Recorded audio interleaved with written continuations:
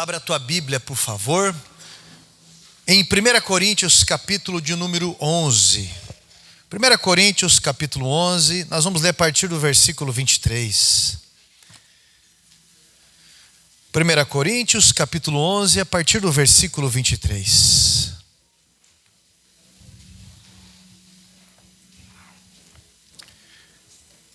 Já é conhecido porque é um versículo de Santa Ceia, né? Amém.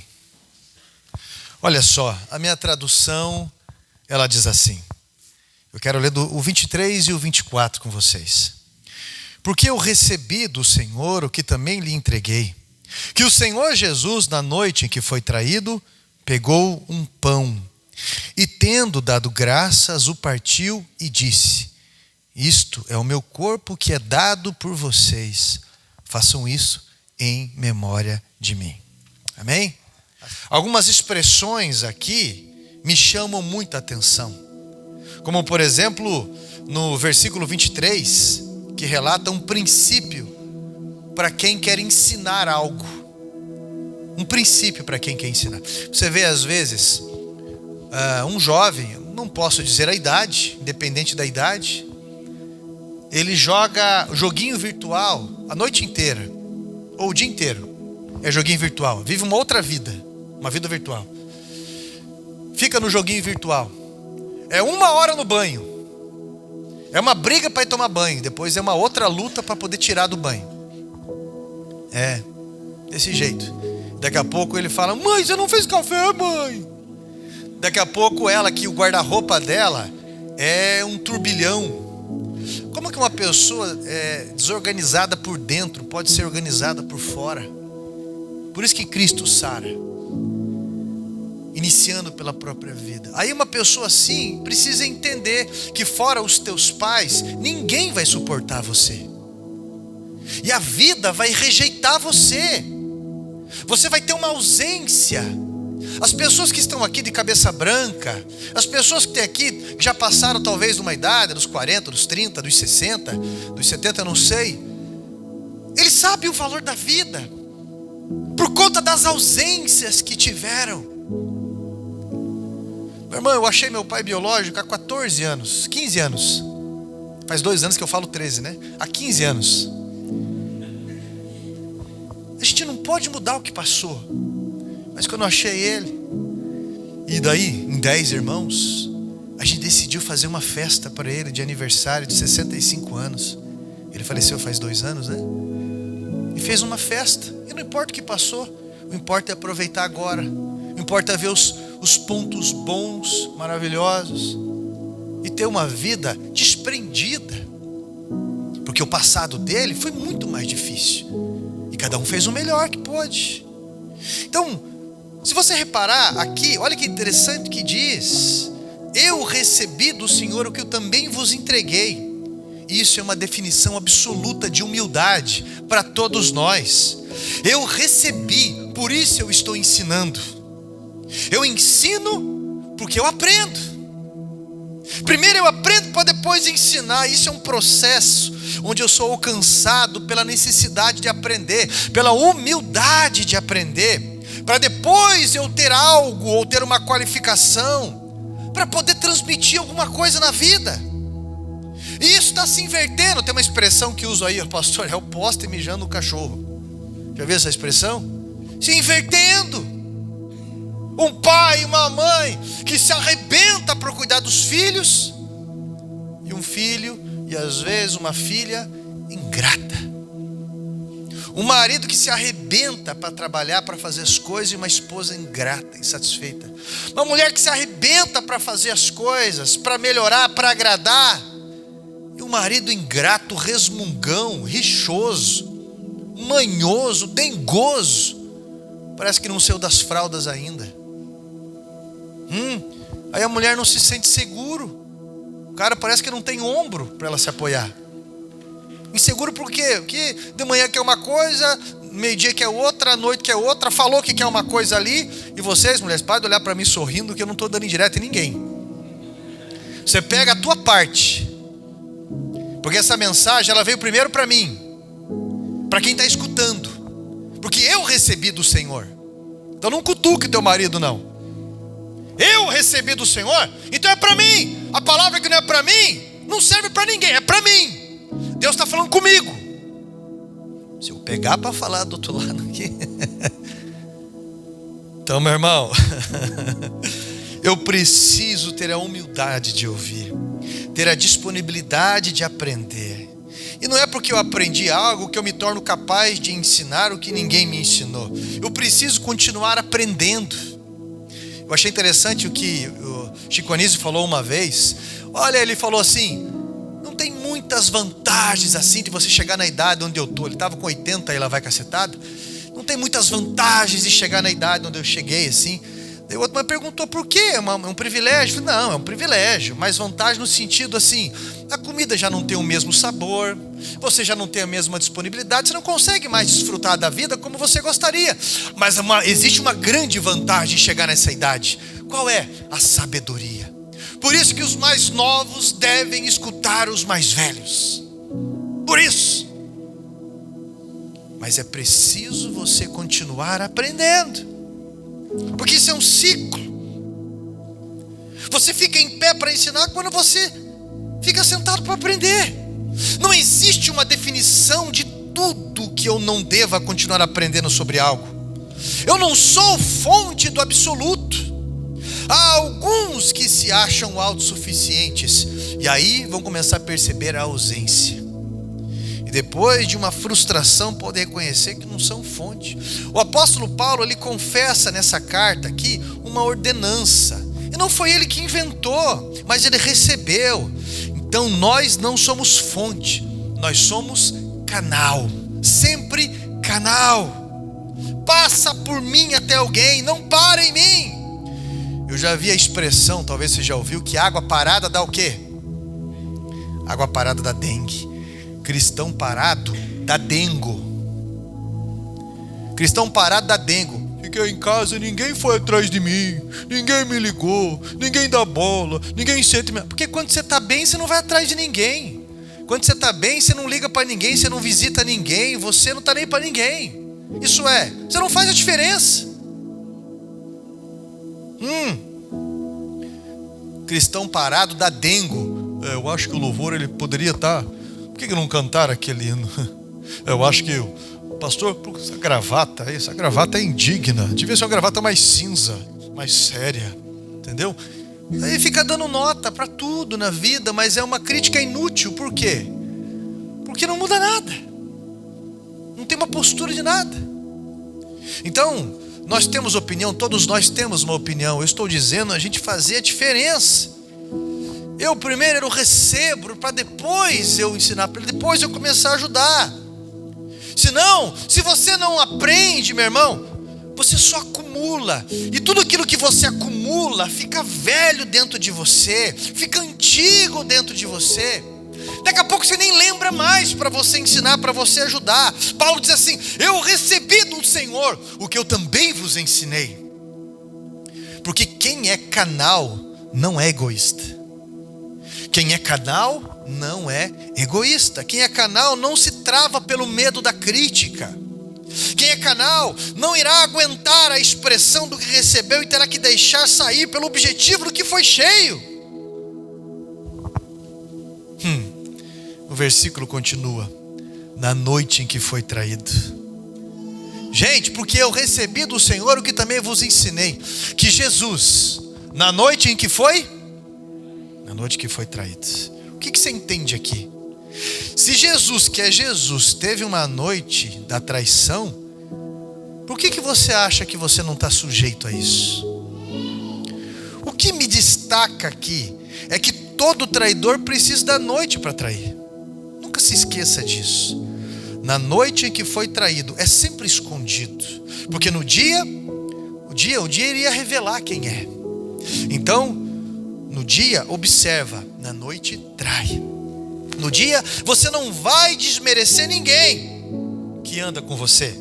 Então, anda durante o dia, mas trai à noite. Mas a questão é, o que você faz na sua noite de traição? Porque todos aqui já foram traídos. Todos nós já fomos traídos e traímos. Em que sentido, pastor? Em alguma coisa. Simplesmente se você falou que ia fazer algo e não fez, isso é. Se você deixou algo, se abandonou, se você não fez, enfim. A questão é, o que você faz na noite em que você foi traído? Existem níveis disso. Níveis. Porque todos nós, de um modo ou outro, quase em todas as áreas da vida, já fomos traídos. E a questão é, o que você faz na noite em que você foi traído? Aí eu tenho que aprender com quem é fonte para ensinar. Jesus, né? Jesus, na noite em que ele foi traído, ele tomou uma arma. Não, né? Jesus, na noite em que ele foi traído, ele tomou satisfação. Não, Jesus, na noite em que ele foi traído, ele pegou uma ripa. Como diz a piazada de Colombo, na noite em que ele foi traído, ele chegou de voadeira. Na noite de traição, me dá impulsividade de tomar qualquer tipo de atitude. Mas Jesus tomou o pão. Normalmente alguém toma uma arma, tomaria a própria natureza, né? Tomaria o braço, tomaria satisfação, como eu disse. Soltaria um podre da outra pessoa. O que você está falando aí? Agora você vai ver, eu vou sujar você até com aquilo que não é verdade. Alguns fazem assim. E mesmo Jesus sendo traído na noite, ele tomou o pão. Meu irmão, se eu perguntar aqui quem gosta de pão, é difícil quem não gosta de pão, né? Quem não gosta de pão? É muito difícil. Tem pão de vários tipos, né? Pães de vários tipos aí. Eu me lembro quando eu era pequeno, a gente morava, hoje eu passei por lá, a gente morava, deve ser o quê? Umas 6, 7 casas da casa da minha avó. Minha avó tinha um fogão a lenha assim, que fizeram. Alguns eram de barro, daqui do meu avô fez de cimento. E ali assava tudo. E de repente minha mãe falava assim, vamos lá que a avó fez pão, vamos lá tomar café. Meu irmão chegava lá, a avó tirava aquele pão quentinho, cascudo em cima. E daí a gente chegava lá, aquele café com leite bem quente, aquele pão que você pegava, passava a margarina assim, a manteiga, ou sei lá o que, derretendo, aquele clipe do Happy Day passando, tô brincando. Meu irmão, eu sei que está escorrendo saliva da sua boca. Ou veneno, não sei, tô brincando. Mas quem não gosta de um pão quentinho assim? Você come um, você come outro. Quando você para de comer de fome, você começa a comer com os olhos, como eles falam. Todos nós gostamos, né? Ah, meu irmão, quando eu conheci um dos meus sogros, hoje a Gleice postou a foto de um monte de pai dela, e 4. Minha saudosa sogra. E ele trabalhava numa padaria, e eu estava de férias, eu falei, eu vou ajudar você por curiosidade. Eu sou um cara que eu não aguento ficar sem fazer nada. Eu vou acordar cedo, vou com você lá. Acordamos acho que às 3 ou 4 da manhã e fomos para lá, a panificadora. Olha, meu irmão, a primeira coisa que ele fazia ali, que ele fez, foi aquele pãozinho. Daí ele mostrou o processo do pão, né? Veio ele pegando um saco de farinha, misturando ali, leite, sal, água, manteiga, fermento, açúcar, essas coisas aradas aí. Batendo, e depois ele isolando a massa por um tempo. Depois ele começou a passar pelo cilindro várias vezes. Eu não sei se é assim, acho que cada um tem um jeito de falar pão, mas fazer o pão, mas tem alguns princípios aqui. Depois ele começou a cortar em pedacinhos, porque tem o peso certo, ele cortava num pedacinho, colocava na balança, e assim ele fez. Depois eu vi ele enrolando e colocando no forno.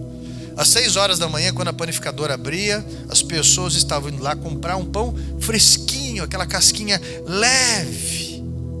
Nós gostamos de comer o pão, mas a grande maioria desconhece o processo. O processo de mistura, de bater, de amassar, de isolar, de passar no cilindro várias vezes, de ir por forno, sem falar que cada componente ali, desde o sal, do açúcar, o trigo, manteiga, fermento, ele também tem um processo. E nós só conhecemos o pão, mas desconhecemos o processo ou conhecemos limitadamente o processo. Só sabemos que no final desse período todo, desse processo, tem um pão quentinho, lindo, desejado, um pão maravilhoso. Talvez você saia daqui hoje e vá comprar um pão. E Jesus, na noite que ele foi traído, ele tomou o quê? Tomou o pão nas mãos. Mas aí eu como o pão, mas eu não conheço o processo. E ele, deixando claro para nós, na sua noite da traição, eu só suporto alguma coisa, não é porque eu sou super crente, não. Só suporto porque a graça veio antes. E tendo dado graça, partiu. Eu só quero que você entenda algo. Eu só suporto pela graça, eu só estou aqui pela graça. Você está vendo que a igreja está de forro novo? Foram 10 dias colocando esse forro aqui. E um irmão doou a parte da estrutura, o outro doou o isopor, que é um outro nome lá. E daí o rapaz queria 7.500 para mão de obra, que é justo. Mas a gente não tem esse dinheiro.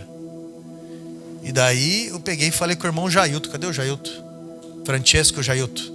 Foi arrebatado, a gente ficou? Tá lá. O irmão Jailton, em São Benedito, no Ceará. Você vem para cá, pastor, eu me disponho, eu vou ir para ajudar sim, se pagar minha passagem. 4 dias no ônibus. A gente não conseguiu passagem de avião no preço cabível. 4 dias, e eu falava para ele, tá chegando? E ele falou, chega em Porto Alegre e não chega aí, cara. Não aguento mais dormir, ele falou, não aguento mais dormir. E a gente ficou 10 dias no andaime, 10 dias colocando. Ontem ele estava tão moído que ele que estava me ajudando a colocar. Não era mais eu que estava ajudando ele a colocar. A gente conhece o resultado das coisas, mas a gente não conhece o processo. Não é? Ele veio nos servir. Mas ele teve o processo em que ele aprendeu a lidar com isso. Ele teve o processo que ele pagou para algumas coisas. Ele teve o processo de sofrência para tudo isso. Mas a gente só conhece o resultado. Os detalhes disso. Tudo desse lugar. Eu até comentei com ele. Eu falei, Jailton, você está cansado? Ele falou, cara, tô. Pastor, a gente vai acordar cedo? Porque hoje de manhã a gente estava aqui ainda desmontando tábua. Hoje de manhã estava aqui desmontando andaime, caibro. Pastor, nós vamos acordar cedo amanhã? Eu falei, não, amanhã eu vou dormir mais tarde um pouco.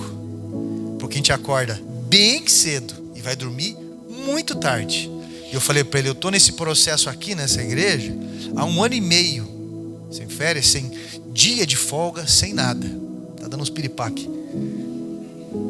Eu falando para ele, e eu falei, tudo que está aqui, tudo eu participei. Tudo. E boa parte das pessoas que estão na igreja, eu participei dos processos. Aí você entende o valor de pessoas. O processo, o sofrimento. Tudo isso só foi possível ser útil nas mãos de Deus.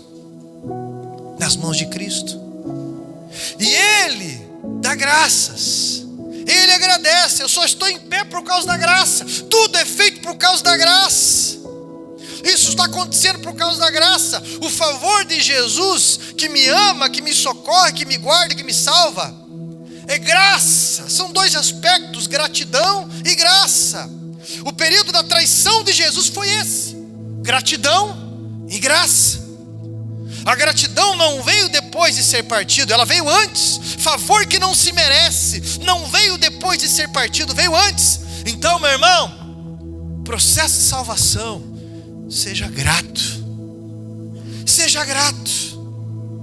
Seja agente de favor para quem não merece aos teus olhos. A maior raiva do inferno é isso aqui. É que ele partiu, mas continua na mão dele. Está entendendo? Dói ser partido, mas você vai para onde? Dói ser partido. Você entra nas suas crises, mas você vai para onde? Você vai fazer o quê? Você está nas mãos dele. Ele deu graças e partiu. Eu lembro quando o doutor Paulo em teologia, achava que sabia de tudo. Achava que o cristianismo era mais uma seita que tinha saído por aí. Então ele se acha na responsabilidade, como um zeloso fariseu, judeu, perseguir o cristianismo porque era mais uma seita. Então de repente ele está a caminho de Damasco, e a Bíblia diz que Jesus se manifesta a ele e fala: por que você está me perseguindo? Ele fala: quem é, Senhor? Eu sou a Cristo quem você persegue. Ele ficou cego 3 dias ali, e Deus vai chamar um homenzinho chamado Ananias. Engraçado, quando fala Ananias, você imagina que é pequeno. Um homenzinho chamado Ananias. Você vai na rua que se chama Direita, nesse endereço, e lá tem um homem, Atos 9,16. E você vai conversar com ele, você vai orar com ele, e eu vou mostrar para ele o quanto ele deve espadecer na minha mão, o quanto ele deve espadecer pelo meu nome, por amor a mim. Quanto ele deve. E a imaturidade de um adolescente, de um jovem, ou de um adolescente de 60 anos, 40, é essa, de achar que as pessoas têm obrigação com a gente. E ninguém tem obrigação com nada. As pessoas fazem porque querem fazer, alguns porque acham valor em você.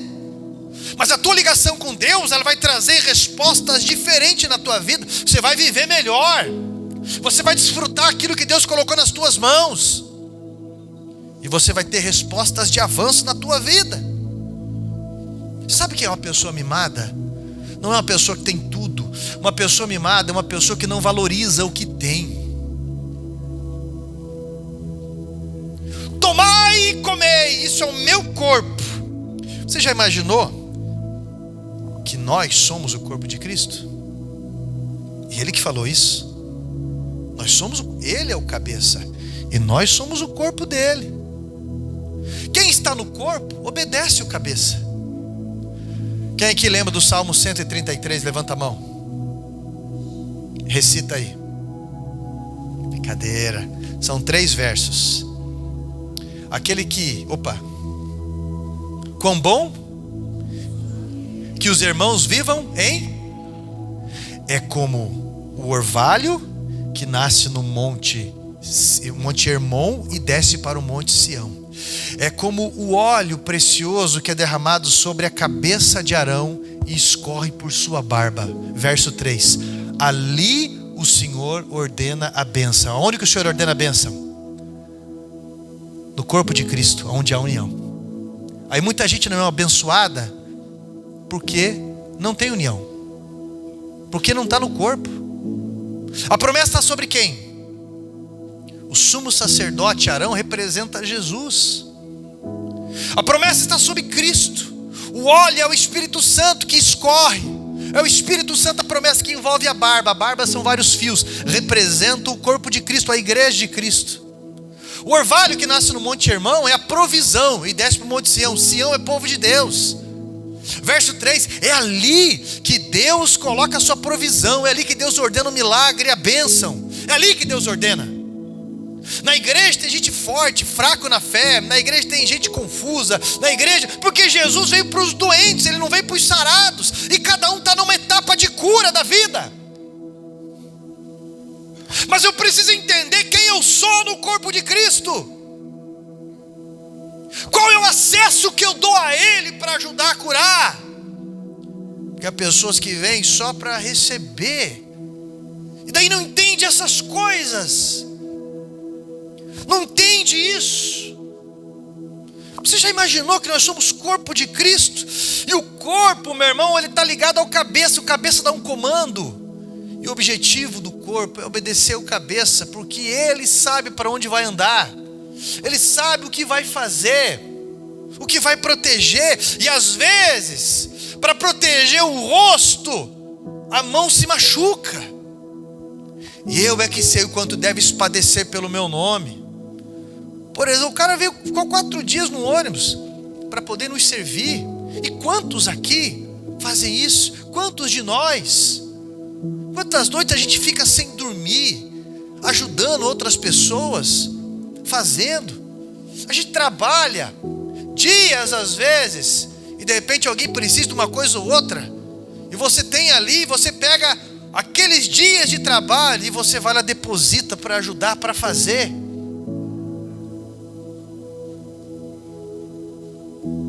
Você já imaginou que nesse período que Deus quer alimentar alguém através de você, você pode ser canal, você é partido, você consegue alcançar a ideia de Jesus tirando um pedaço de você e alimentando outro? Doe em você, mas ressuscita outro. Doe em você, mas a família de alguém é restaurada. Doe em você, mas o casamento de alguém, meu irmão, é arrumado. Doe em você, mas alguém te procura depois e diz: eu precisava daquilo.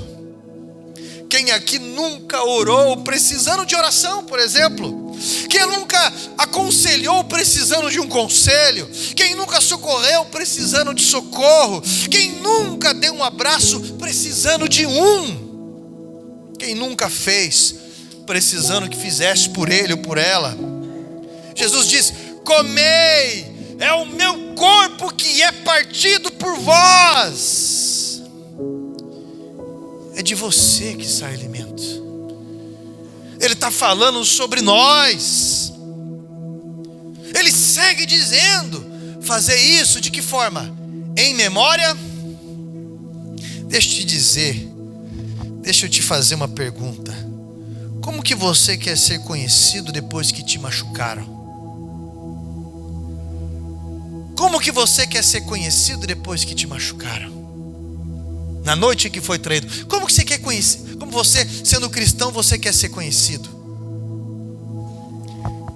Ele, ela, fulano, beltrano. Como que você quer ser conhecido? Pastor, eu sou, prazer, pão amargo, pão de mate. Como é que é o seu nome? Eu sou o meu pão de boldo. Quantos anos já se passaram e se passaram até lemos esse texto e entendemos? Fazer isto em memória de mim. Desculpe. Em memória do que eu faço.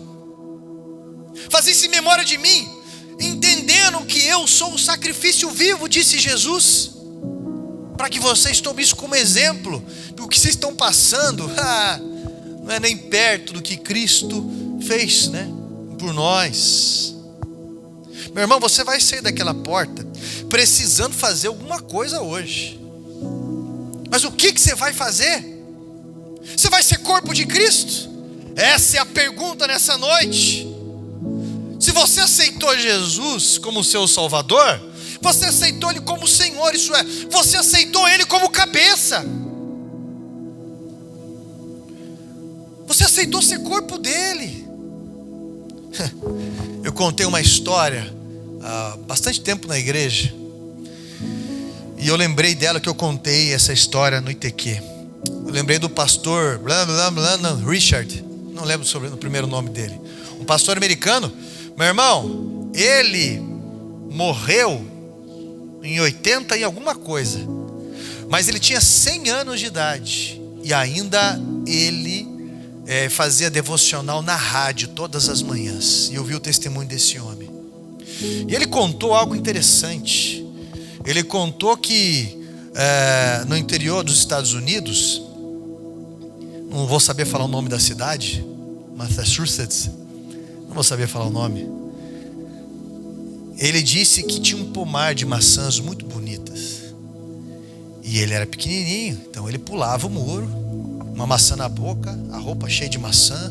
E um dia o dono daquele pomar foi reclamar para a mãe dele, e a mãe dele chamou ele e falou: Richard, é o seguinte, eu estou muito envergonhado com a sua postura, muito envergonhado, porque o vizinho veio falar para mim que você está roubando as maçãs dele, e eu vou fazer um trato com você hoje, para você não fazer isso mais. Se você quiser comer maçã, pode ser aquela, se você vem falar comigo, eu te dou dinheiro e você compra as melhores maçãs. Mas se você fizer este novo, se você roubar, tá vendo essa varinha aqui?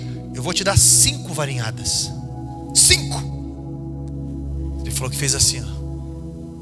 Os dias foram passando, uma semana, coração dele já estava mais aliviado. E tem gente que é acostumado a se safar das coisas na vida, né? Tudo passa, aí ó, tô de pé de novo, aí ó. Olha aí de novo, parece o Walking Dead andando. Aí de novo. Aí, ó, tudo arrebentado na vida, a alma esgualepada, mas acho que sempre vai ter uma oportunidade nova. Esse é o engano. E então, num momento rápido, impulsivo, de uma forma nóia, ele pula o muro. Impulsivamente ele coloca a maçã na boca, enche a camisa, sai correndo. A hora que ele vai pular o muro de novo, ele olha para a mãe dele parece um Doberman olhando para ele. O olhar dela está cheio de lágrima. Ela está chorando, ela está com a varinha na mão, assim. Já pensou naquele tipo de mãe ou não? Assim, de saia, mais fortinha, pano de prato aqui, ou alguma coisa aqui, cabelo preso, coque, sei lá, olhando para ele. E ele fala, diz que perdeu o gosto da maçã. Caiu no chão a maçã dele. Mãe, por favor, mãe, agora eu não vou mais. Me perdoa, mãe. E nós somos acostumados com um tipo de perdão que não existe para Deus. Nós somos acostumados com um tipo de perdão que é assim, me perdoa. Então tá bom, eu te perdoo porque eu te amo. Aí a criança sai galopeando. Me perdoa. E esse não é o perdão de Deus. Porque o que Deus colocou como lei tem consequência. Alguém tem que pagar por aquilo. Existe uma substituição, mas o que falou é decreto, não volta. E então, mãe, por favor, mãe, não me bata, mãe. Mãe, eu amo você, mãe. Aquelas apelações, e a mãe dele chorando. Por que você foi fazer isso, filho? E de repente ele foi para aquela velha manipulação de um bom filho. Você não me ama, mãe? Você vai me bater, mãe, o teu filho. Você não me ama, mãe? E ela olhou para ele e falou, filho, você é a coisa mais linda para mim. Você é a coisa mais preciosa para mim, meu filho. Mas eu fiz um combinado com você. E o que eu combinei com você vai ter que se cumprir. E então, filho, eu não vou dar 5 varinhadas em você. E ele ficou olhando. Agora você vai dar 5 varinhadas em mim. Richard falou que ele parou de chorar com os olhos e começou a chorar com o coração. Ele não teve coragem de dar as 5 varinhadas na mãe dele. Mas nós tivemos coragem de crucificar Jesus. Está falando. Está falando. Com todos nós. Ele não teve coragem. Mas nós tivemos coragem de crucificar Jesus, de expor ele à vergonha. Nós tivemos coragem de não perdoar e expor a vergonha. Nós tivemos a cara de pau de ter uma rotina indiferente ao que ele fez. E ele está falando, faça isso em memória de mim. Tenha a tua memória em mim. Lembre das minhas atitudes.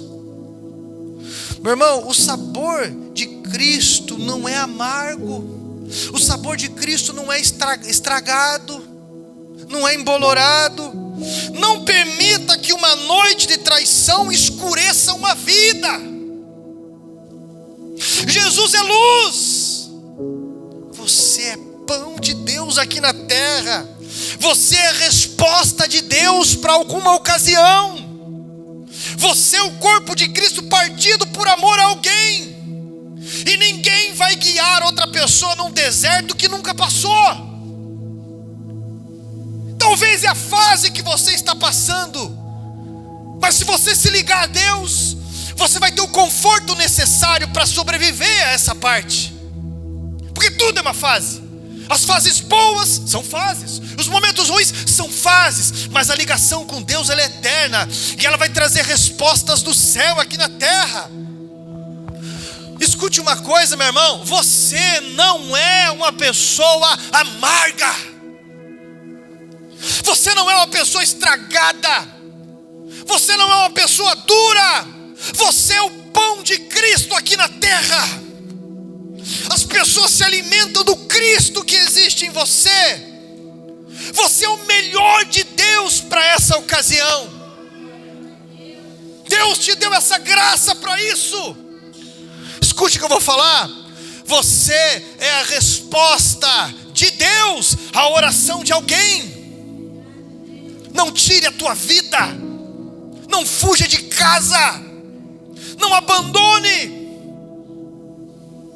Aprenda quando você está uma forma temperamental, quando você está agitado, falar primeiro com Deus, para depois falar com alguém. Senão o que você está falando com alguém é só temperamento, é só sentimento, ofensa. Porque a rotina de falar com Deus muda o nosso jeito de falar com pessoas. Entenda o que eu estou falando. Uma vez Jesus disse para Jerusalém: vocês não me verão mais até que vocês digam, bendito é o que vem em nome. Quando você vai em nome de Jesus, você é esse bendito. Jesus está falando: você não vai me ver até que você receba aqueles a quem eu envio. Bendito é o que vem em nome do Senhor.